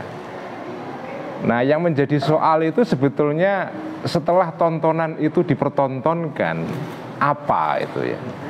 Nah, itu pertanyaan besar selama ini ketika kita bicara tentang toleransi. Pemerintah pun selama ini melalui Kemenak terutama ya, itu juga sering mengadakan upacara kerukunan ya. Upacara kerukunan itu ya. Ya sebagaimana upacara, dia adalah sesuatu yang dilakukan dari waktu ke waktu ya, dan menjadi tontonan. Tetapi biasanya acara seperti itu ya berlangsung secara singkat, paling ya 1 jam 2 jam. Setelah itu kemudian orang bubar dan kembali ke kehidupan nyata. Tetapi ketika kehidupan nyata itu dijalani, ada banyak masalah di sana yang kadang-kadang tidak disentuh oleh upacara tontonan itu atau upacara kerukunan itu ya. Nah, saya kembali kepada Kiai Muqarrabin, Mas Eko ya. Saya kagum sekali karena Kiai Muqarrabin ini membalikkan itu semua. Membalikkan itu semua. Karena yang dilakukan oleh Kiai Muqarrabin ini sebetulnya kerukunan yang betul-betul real, dilaksanakan secara secara aplikatif ya, langsung dalam kehidupan sehari-hari. Tidak jargon, tidak slogan, tidak teori, tidak upacara. Ya memang sesuatu yang dilaksanakan secara sungguh-sungguh dalam kehidupan sehari-hari. Tadi misalnya Ibu Arianti tadi juga bicara soal ini kita, atau tadi Mas Eko juga membicarakan hal yang sama. Bagaimana regenerasinya gitu kan? Kalau yang tua-tua ini sudah berlalu misalnya, ini nilai-nilai kerukunan ini kan mesti harus dilanjutkan oleh generasi berikut. Nah, malam ini juga Kiai Muqarrabin menunjukkan kepada kita acara ini diikuti oleh santri-santrinya yang masih muda itu. Saya itu menganggap pertemuan seperti ini langsung antara tokoh-tokoh agama yang dari berbagai latar belakang keagamaan, kemudian dilihat dan diikuti oleh santri-santri begini, itu menurut saya penting sekali. Jadi santri-santri itu mendapatkan pengalaman langsung bertemu dengan pendeta. Nah, sesuatu yang juga saya saluti dari Kiai Muqarrabin adalah bahwa ini dilakukan di pesantren. Itu juga jarang itu. Ya sekarang sudah mulai banyak lah ya. Tetapi mungkin di Bekasi juga belum banyak yang melakukan seperti yang dilakukan oleh Kiai Muqarrabin ini. Karena itu menurut saya toleransi seperti dipraktekkan oleh Kiai Muqarrabin ini perlu ekspor atau diperluas ya, terutama di kota Bekasi dan lebih umumnya lagi di Kabupaten Bekasi ya, karena rumah Bekasi ini memang rumah yang unik ya. Ada banyak tantangan di kota Bekasi ini. Bagi saya kalau mau membangun toleransi itu justru dimulai dari tempat-tempat yang di situ banyak masalahnya. Karena kalau sudah bersih ngapain disapu kan? Justru nyapu itu kan dari tempat yang di situ banyak masalahnya.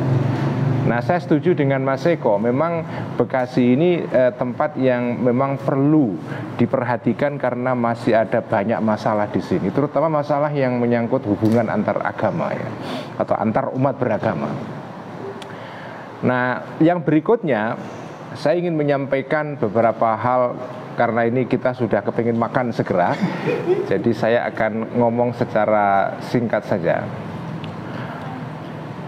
Tantangan kita sebagai bangsa Indonesia ya dalam tahun-tahun terakhir ini itu banyak sekali, tetapi salah satu tantangan yang harus kita jawab sebagai seorang beragama ya, tantangan terbesar adalah bagaimana kita bisa menciptakan perdamaian.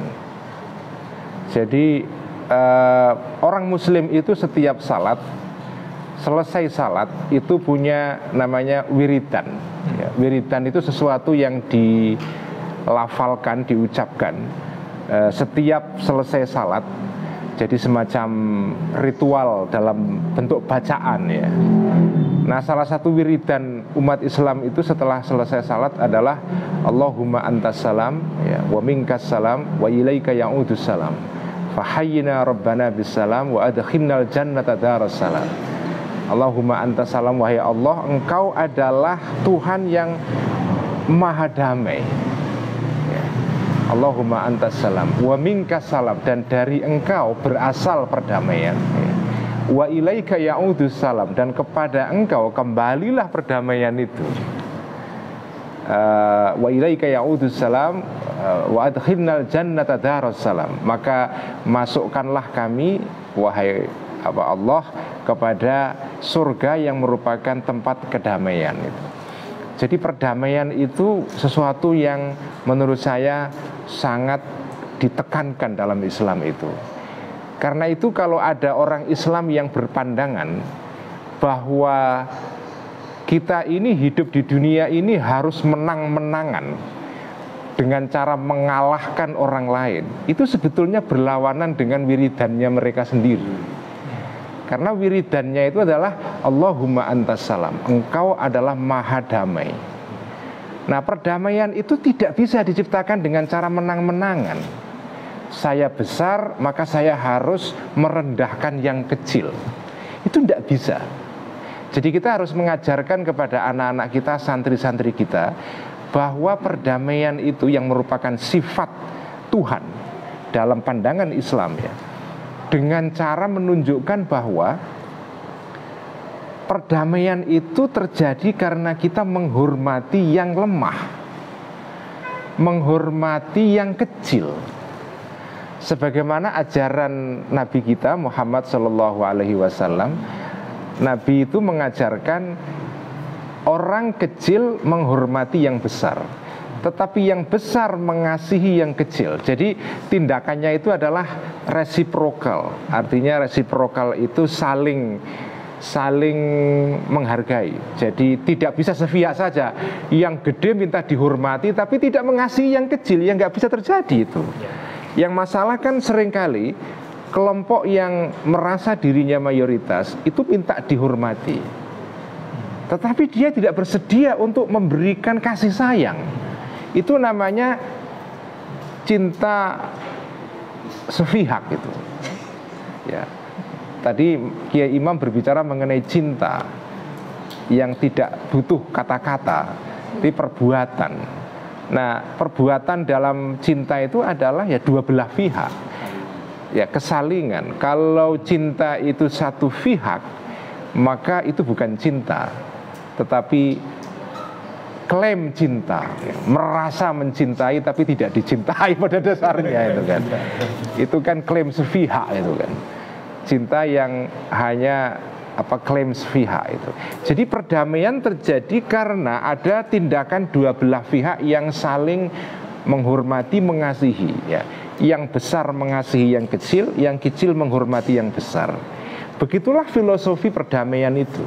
Bukan dengan cara menang-menangan. karena saya besar maka saya berhak untuk berbuat apa saja dan meminta apa saja. Itu problemnya itu. Problemnya adalah seringkali mentalitas sebagian masyarakat adalah karena dirinya besar, lalu dia berhak minta apa saja. Kemarin saya baru pulang dari Semarang, pertemuan dengan para kiai-kiai dari sejumlah daerah di Jawa atas undangan Kiai Haji Mustafa Bisri atau Gusmus ya, menjelang Muktamar NU ke-34 di Lampung beberapa hari lagi ya. Nah, di dalam pertemuan itu Gusmus mengatakan begini, bahwa Nahdlatul Ulama atau NU itu adalah organisasi besar ya. Organisasi besar itu mentalitasnya atau cara berpikirnya itu justru harus memberi, bukan meminta-minta, menuntut ini, menuntut itu. Itu salah satu pikiran atau ajaran yang disampaikan oleh Gusmus pada saat pertemuan itu ya. Jadi orang itu kalau besar itu mestinya bukan menuntut. Karena kalau orang itu sudah besar, itu sudah dengan sendirinya akan diuntungkan oleh keadaan. Nggak usah meminta, itu pasti dapat ya. Justru yang harus ditampakkan itu kalau orang yang besar ya, atau kelompok yang besar itu justru memberi, menaungi itu ya. Nah, kalau yang terjadi seperti itu, maka yang muncul adalah assalam tadi itu, perdamaian itu. Jadi kita harus menanamkan kepada umat Islam terutama ya, cara berpikir seperti itu. Perdamaian itu terjadi kalau ada kasih sayang dan menghormati dari yang kecil kepada yang besar mengasihi yang kecil itu. Tetapi kalau yang besar saja minta dihormati tapi tidak ada tindakan balik, itu tidak akan terjadi perdamaian. Yang terjadi pasti ketegangan itu. Jadi mari kita bangun seperti cara berpikir seperti ini ya. Pertemuan-pertemuan seperti ini sangat bagus sekali. Dan saya berharap di Bekasi beberapa pesantren mungkin bisa diajak Mas Eko ya, Kiai Robin ya, untuk hal-hal seperti ini. Karena saya itu sudah agak bosen dan bahkan cenderung malas sudah berbicara toleransi di tingkat nasional. Karena biasanya yaitu upacara. Ya, upacara itu ya seperti upacara bendera itu hanya 1 jam selesai. Tapi yang real itu justru seperti ini, Bu Ariyanti, di bawah begini ya. Anak-anak diajak ketemu langsung. Saya itu punya pengalaman menarik ya. Waktu saya pertama kali ke Yerusalem, ziarah ke Masjidil Aqsa, tapi juga ke tembok ratapan milik orang Yahudi ya, dan ke gereja apa itu dalam bahasa Arabnya itu Kanisatul Qiyamah, apa gereja sepulcher, apa gereja apa dan Bethlehem ya, dan Bethlehem. Itu waktu saya berkunjung ke Yerusalem, saya pergi ke tembok ratapan. Tiba-tiba saya digeret oleh seorang rabe Yahudi, digeret agak kenceng itu, set gitu apa. Saya diajak masuk ke ruang doa. Saya ketakutan sekali karena sepanjang hidup saya nggak pernah ketemu orang Yahudi. Nggak pernah saya ketemu orang Yahudi, apalagi rabai ya. Dalam hidup saya itu ya kita tahu juga di kalangan umat Islam itu juga ada persepsi yang keliru juga mengenai orang Yahudi kan.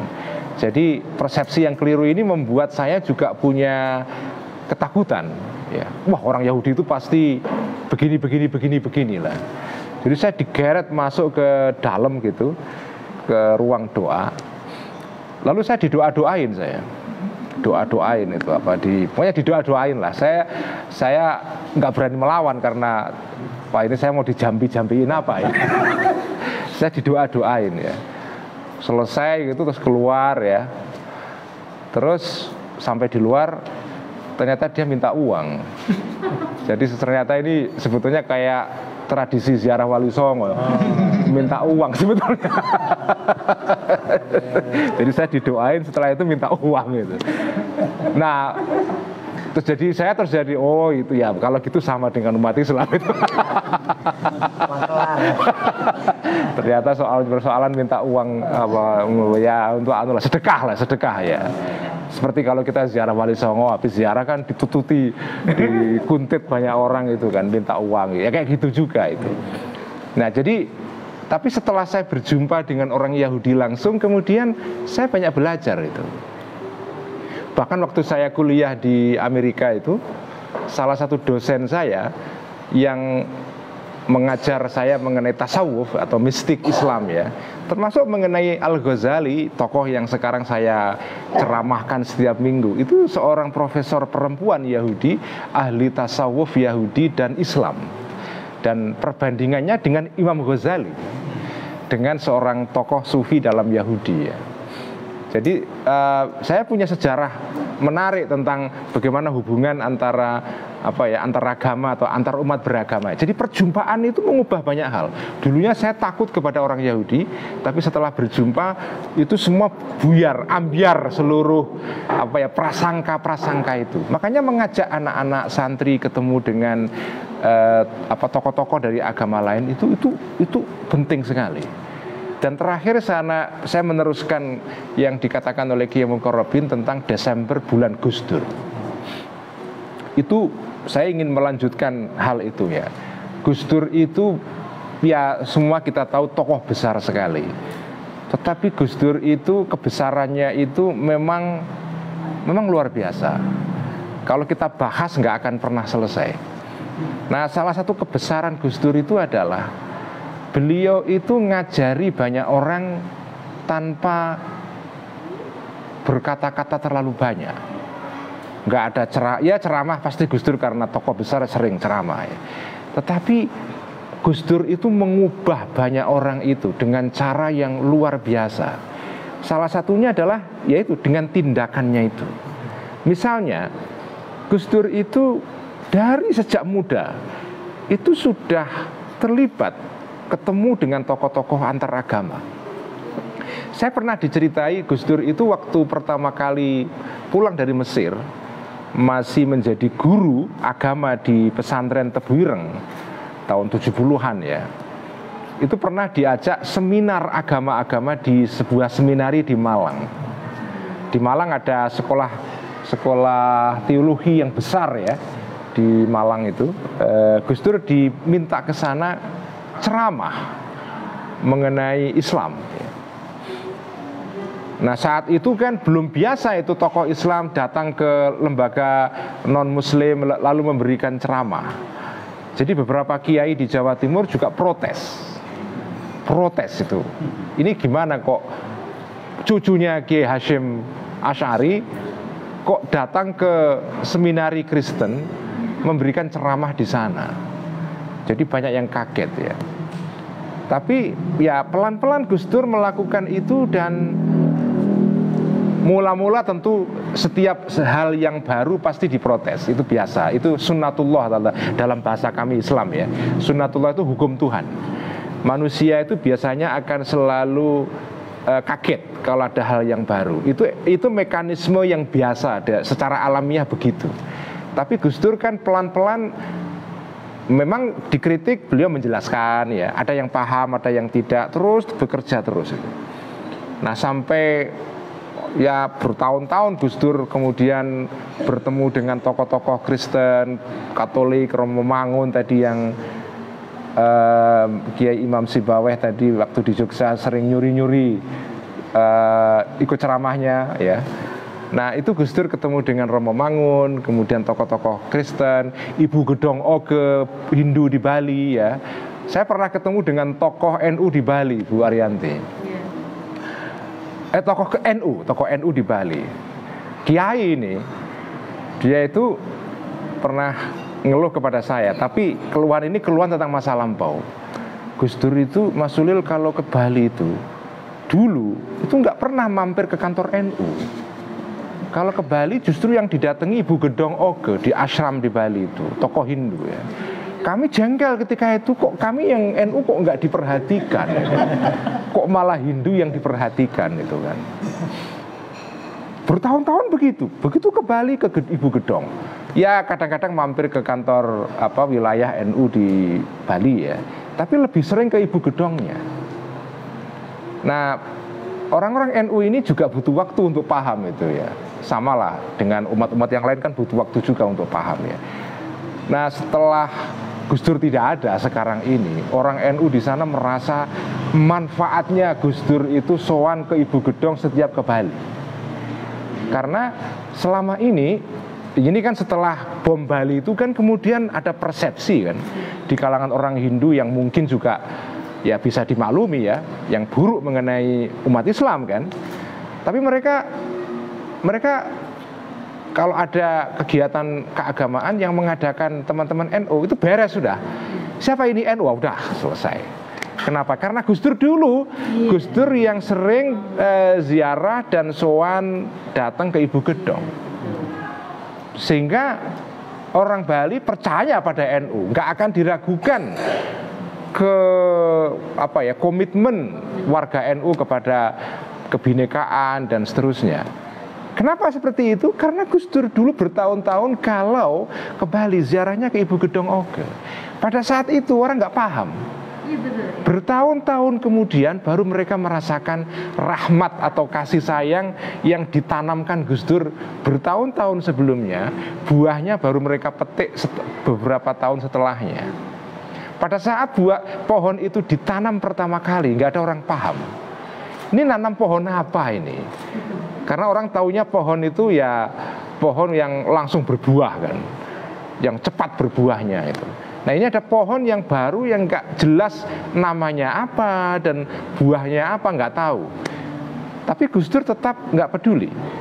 Di rumah dirawat pohon itu bertahun-tahun kemudian keluar buahnya dan sekarang kita memetik buah dari Gus Dur.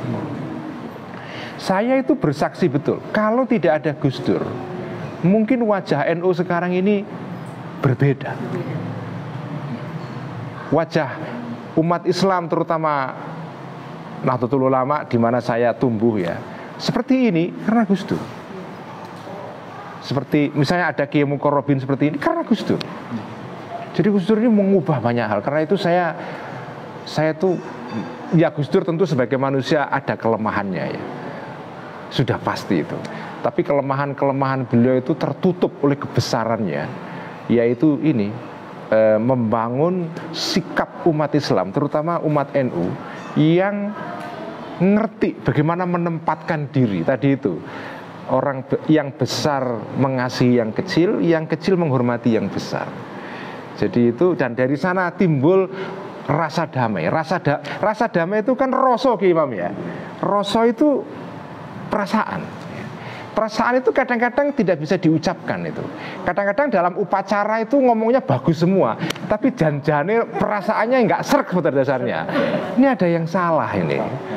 Seringkali kan gitu kan, acaranya bagus dari awal sampai akhir ya. Baguslah, tertib semua, panggungnya juga gemerlap ya. Tapi ada yang nggak pas. Ini ada perasaan yang nggak pas itu kan. Seperti pengantin yang panggungnya bagus, tapi sebetulnya mereka dinikahkan oleh orang tua. Sebetulnya mereka nggak saling mencintai itu kan. Jadi Gus Dur itu membentuk rasa ini. Rasa ini loh. Dan rasa ini buat saya nilainya nggak ternilai itu. Rasa umat Islam sekarang ini itu luar biasa. Tulus ya. Mau bertemu dengan orang-orang lain. Saya itu kemana-mana Bu Ariyanti kalau ketemu dengan teman-teman. Ya mohon maaf karena saya ini memang orang NU, jadi agak sedikit promosi NU ya. Apalagi sekarang banyak NU cabang Kristen, cabang Katolik ya. Ada NU cabang Hindu. Ada cabang Buddha gitu ya. Itu teman saya Butet Kertarajasa yang teman saya Katolik yang ahli teater itu ya. Dia akan selalu mendeklarasikan kemana-mana. Saya ini NU cabang Katolik. NU cabang Katolik. Ya, NU rasa Katolik ya. Ya, atau Katolik rasa NU. Jadi Gus Dur ini membuat rasa umat NU ini sekarang itu berubah. Saya kemana-mana kalau ketemu dengan teman-teman NU itu punya perasaan dan rasa yang kurang lebih seragam. Pertama, akrab dengan teman-teman non-muslim, berjumpa dengan teman-teman non-muslim itu enak gitu, nggak ada halangan. Seperti Kiai Mukarrabin ini nggak ada halangan. Yang kedua, mereka ini itu akrab juga dengan kelompok-kelompok adat. Saya baru pulang dari Kuningan, Cigugur, di mana di sana ada komunitas Sunda Wiwitan. Tahu ya? Sunda Wiwitan di Cigugur itu. Nah, Sunda Wiwitan itu kan agama Sunda itu ya, atau kepercayaan Sunda ya. Nah, yang akrab dengan teman-teman Sunda Wiwitan itu adalah teman-teman NU juga. Ya, ada juga teman-teman Muhammadiyah ya, tapi kebanyakan anak-anak NU.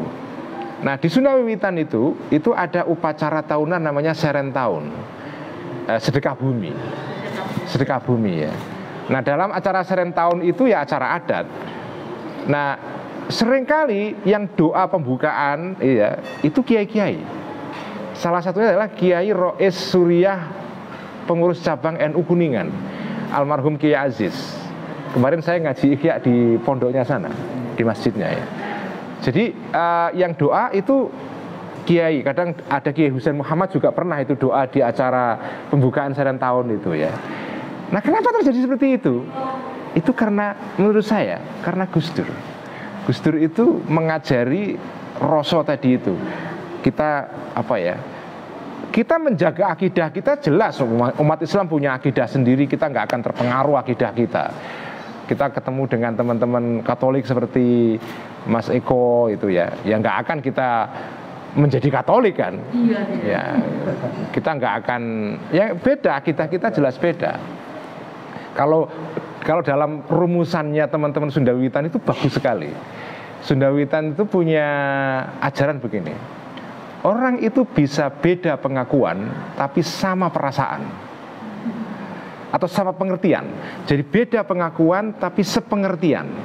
Beda pengakuan itu artinya ngaku agamanya beda. Jadi beda agamanya, tapi pemahamannya sebagai manusia ini itu satu pengertian. Kita semua manusianya Tuhan, ciptaan Allah, ciptaan Tuhan yang Maha Esa. Jadi kita punya tanggung jawab sebagai manusia itu. Jadi beda pengakuan tapi satu pengertian. Kalau Kiai Said Agil Siraj kan seringkali mengatakan beda agama tapi sama imannya. Maksudnya imannya itu iman kemanusiaan ya. Kita semua adalah manusia. Ini seperti persis yang dikatakan oleh dalam Islam, ada tokoh besar namanya Sayyidina Ali. Itu adalah khalifah keempat setelah Nabi Muhammad ya. Dia pernah mengatakan, Sayyidina Ali ini, manusia itu terbagi dua. Ada manusia itu yang sama agama dengan kita, tetapi ada juga manusia yang beda agama dengan kita tapi sama-sama manusia. Jadi ajaran Sunda Wiwitan tadi itu sebetulnya itu ya persis dengan ajarannya Sayyidina Ali yang dihormati dalam agama Islam. Tokoh penting sekali ini dianggap sebagai sepupunya Nabi Muhammad yang luar biasa ya. Jadi itu yang bisa saya sampaikan malam ini. Mari kita makan bersama setelah ini. Dan mohon maaf kalau kepanjangan ya. Terima kasih kepada Kiai Mukarrabin, Mas Eko, Kiai Imam Sibawe, Mas Bro William, dan Pak Joni dari Gereja Kristen Jawa ya, GKJ ya. Semoga pertemuan kita malam ini diberkati oleh Allah, oleh Tuhan yang Maha Kuasa, dan semoga Bekasi menjadi kota yang makin toleran. Selamat malam dan assalamualaikum warahmatullahi wabarakatuh.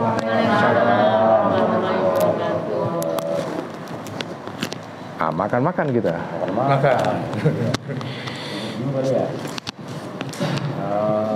Terima kasih kepada Bapak Kiai Bella yang telah menyampaikan wawasannya buat kita semua, pencerahan buat kita semua. Tadi disinggung sedikit masalah kaitannya doa atau wiridan apa namanya, Allahumma antas salam. Cuman kadang-kadang Mbak ya Imam, wiridannya bukan Allahumma antas salam, Allahumma lantas jalan. Nah, jadi kan akhirnya pesannya itu kadang-kadang juga terlupakan juga. Dan sebagai catatan juga untuk ibu yang belum kenal, istilahnya kaitannya kita menyebar kasih dan lain sebagainya. Ini pesantren, anak-anaknya tadi yang sebagian perempuan lagi pada mempersiapkan ini, nggak ada sepeser pun yang pada bayar mereka. Semua free total, mulai dari makannya, sekolahnya, termasuk nggak sedikit yang kuliah. Termasuk ada juga anak-anak yang kami kirim ke Jawa. Saat ini ada di Kudus, ada di Pati, termasuk di Banyuwangi. Nah di Kudus untuk hafalan Quran biasanya, kalau di Pati biasanya untuk, ini di pamannya beliau, ini untuk pendalaman kitab. Nah untuk ilmu jaduk, ilmu sakti, saya kirimnya ke Banyuwangi. Lengkap ya? Wah lengkap. Tadi atraksinya santri saya yang ada di Banyuwangi katanya disiram air, disiram api ya. Nah tadi udah saya unjukkan ke Mbak Susi dan teman-teman tadi. Udah apa ya? Oh iya udah ada 3 tahun kan di Banyuwangi. Nah udah mendalami ilmu. Dan insya Allah tahun ini yang kelas 3 SMK itu ada 5. Yang 3 laki-laki. Ya ini 3 ini akan saya pecah juga. Mungkin ada yang di Pati dan sebagian ada yang di Banyuwangi atau mungkin di Cililin. Kenapa saya nyari Banyuwangi itu kejauhan. Naik mobil itu 22 jam. Pantat panas banget, gitu kan. Jadi saya udah punya pilihan Kang Aib Cirebon, cuman beliau udah wafat beberapa waktu yang lalu. Jadi kami sedang mencari pola bagaimana santri ini pun tetap harus jalurkan sesuai skillnya masing-masing. Kalau memang dia hobinya di kitab ya di kitab, kalau memang yang suka tirakat ya biar tirakatan. Ya, roh jati dirinya kurang lebihnya di situ. Terima kasih untuk semuanya. Tutup sebagai doa Kiai Imam. Untuk pangersa Kiai Imam biar lebih kaitannya dengan saung santrinya. Monggo Bapak Imam. Dari saya lebih kurangnya mohon dimaafkan atas segala-galanya. Pokoknya banyak yang kurang lah istilahnya. Lebih kurangnya mohon maaf. Wa'alafu minkum. Assalamualaikum warahmatullahi wabarakatuh. Bismillahirrahmanirrahim. Allahumma sholli ala sayyidina Muhammadinil Fatihi lima ughliqa wal khatimi lima sabaqa nasiril haq bil haq wal hadi ila siratikal mustaqim wa ala alihi haqqa qadrihi wa miqdaril azim walhamdulillahi rabbil alamin. Allahumma antas salam. Duhai Tuhan, Engkaulah yang maha memberi kedamaian. Wa minkas salam, darimu juga segala bentuk kedamaian. Wa ilaika ya'udus salam, kembali juga kedamaian kepadamu. Fahayyina Rabbana bisalam, maka hidupkan kami, wahai Tuhan kami, dengan kedamaian. Wa adkhilnal jannata darussalam, jadikan kami orang-orang yang menempati surga yang penuh dengan kedamaian. Allahumma anta a'lamu bihalina wa anta a'lamu ma nurid. Wahai Tuhan, Engkau yang paling tahu apa keadaan kami masing-masing yang hadir di tempat ini, dan Engkau Tuhan yang paling tahu apa yang kami inginkan. Kabulkan, kabulkan, kabulkan, dan izinkan kami mewujudkannya dalam kehidupan sehari-hari. Rabbana atina fid dunya hasanah wa fil akhirati hasanah wa qina adzabannar. Wa sallallahu ala sayyidina Muhammadin nabiyil ummi wa ala alihi wasallam. Subhana rabbika rabbil izzati amma yasifun wa salamun alal mursalin walhamdulillahi rabbil alamin. Terima kasih semuanya. Aduh, monggo. Udah siap ini.